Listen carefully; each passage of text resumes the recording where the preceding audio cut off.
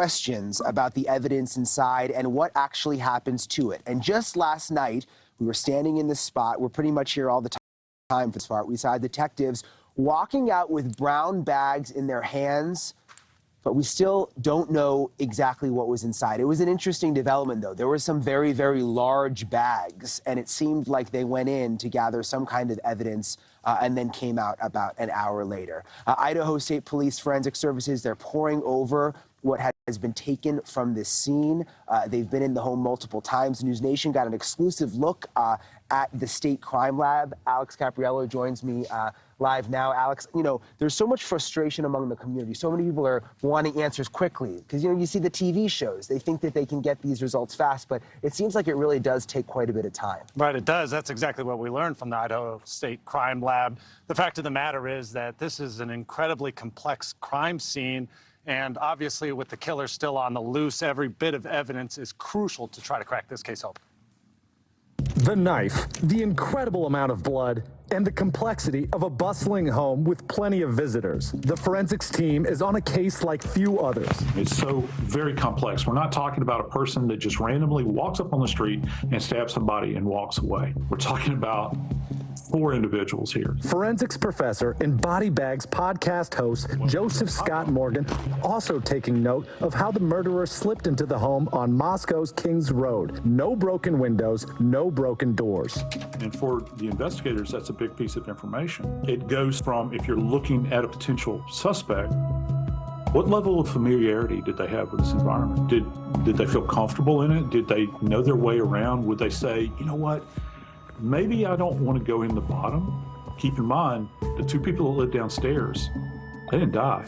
And also in this case, a complicated stew of DNA from the roommates and, as a hopping college house, many guests. It'll spin, it'll inject the blank, it'll spin back. News Nation getting an exclusive look inside the Idaho State Crime Lab outside Boise. So this is the DNA casework lab. Ready for the complexity of this case and others. The lab demonstrating for News Nation how elimination fingerprinting works for cases with a crowded home or in a car with passengers. You can see that's a really nice print that you left on the glass. But Idaho's Director of Forensic Services reminds the public, speedy and slick TV evidence processing is not the real deal. We call it the CSI effect. Some people think, well, we should be able to do this, but the technology doesn't exist for that yet.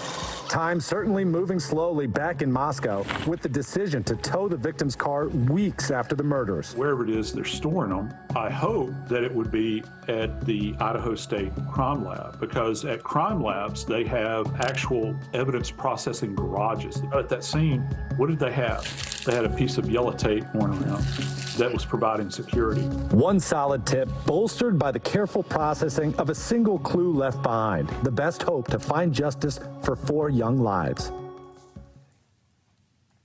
Just fascinating to see inside that crime lab, the work that they do behind the scenes. Explain to us why this in particular is such a complicated scene. Right. Well, I kind of briefly mentioned it in the story, but when you think about it, I mean, just look at it. It's a rather large house, first and foremost. 3 stories to it. That's a whole lot of evidence for investigators to comb through. And then not to mention just the proximity to where it is on the college campus, frat row. Obviously, some of the fraternities and sororities are just about 200 yards away. We're told that this was a place where people partied, people socialized. And so that's a whole lot of people that are coming in and out of this home, which could really muck up and blur some of those lines and that evidence in there. And I know police are remaining tight-lipped for the most part, but do we have a time frame when more of this evidence could come back, the testing? Well, this is the benefit of actually being able to go to the Idaho State Crime Lab, right? We were able to ask them that, and they told us that they've already processed some of this evidence and they've gotten it back into the hands of the detectives. So right now, information is coming in and they are processing new information, but obviously this could take weeks as, like I mentioned, a lot of evidence to comb through. Thanks so much, Alex. Yeah, just fascinating to see inside that crime lab. It's not often that you get to see inside a crime lab like that. So we've still got more to come. Alex mentioned it, still evidence being taken out of the house. You saw the brown paper bags. We got that video yesterday. This is all so active.